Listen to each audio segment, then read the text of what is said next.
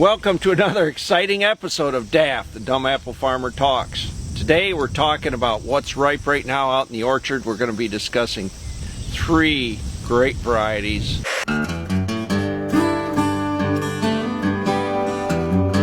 Some of the better eating apples that we get come from this late part of the early season varieties. And this one right here is one of the new varieties that we like quite a bit. It's called Sansa.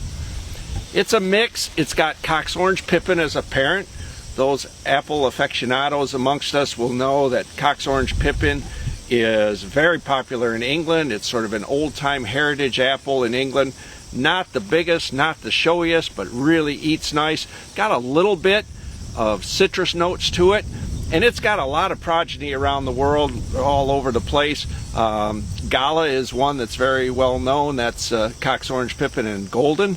This one has the same Cox Orange Pippin Golden mix, but on top of that, they have mixed in Akane. Akane is a Japanese fruit that's like, it's a small red apple, ripens about this time of the year.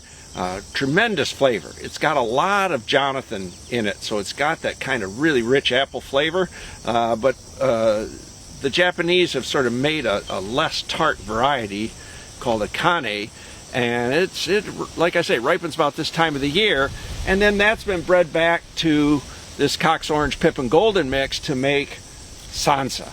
So the second apple we're got going this week is Gravenstein.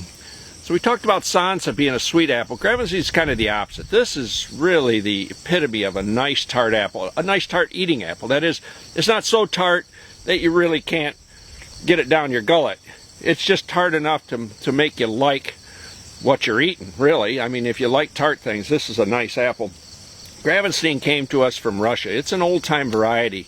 Winter hardy, as most Russian varieties are.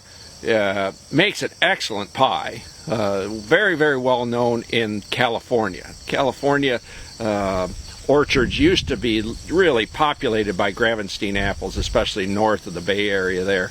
There was a lot of Gravensteins, and even a whole industry around pie making and canning and stuff like that associated with Gravenstein. Steve Jobs actually worked at a Gravenstein orchard. They probably fired him because he wasn't probably any good, but he worked there. And Gravenstein, like I say, tart. You can see it's not going to win any beauty contests. It's all lobed and kind of, it always has a kind of gnarly look to it. But boy, nice and crunchy, and got that really nice tart flavor. Now everybody's always out here looking for Granny Smiths, okay? I got nothing against Granny Smiths, except for the fact they shouldn't be grown in the Northern Hemisphere. I mean, that's an apple that wants to mature in like the middle of November. But we're picking them in September, maybe late September, because that's what supermarkets want. They don't want any red blush on them. So what you got is a starchy apple full of acid. This is an acidic apple that has really nice flavor. I mean, this is really worth eating. I really like Gravensteins because I like tart apples, but man, for making a pie or whatever, it's got nice crunch to it. It's got the tartness, and it's just full of apple flavor. St. Edmunds Pippin is a really nice apple this time of year. Like most Pippins, the flavors of a lot of these Pippins have a lot to do with pear. They have a lot of pear notes in them.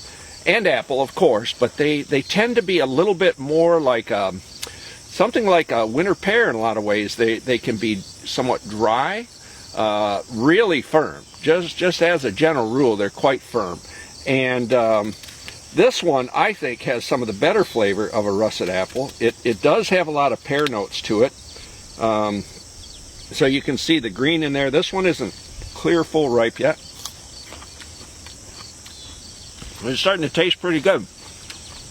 So I don't get a lot of pear notes on this yet, but give this another week, and there will be a lot of different stuff going on in the flavor here. But the texture of this is fairly dry, and as a result, they tend to store pretty well, these russes. And this one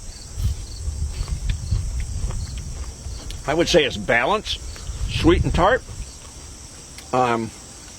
Like I say, for an eating apple, St. Edmunds Pippin is really prized by a lot of our customers. We had some old trees that went away, and we planted these. This is our first crop of them. These are 3-year-old trees now, and you can see the growth is good on them. Apple size is really remarkably good on these, and flavor is going to be stupendous. These will eat really good. So that's St. Edmunds Pippin.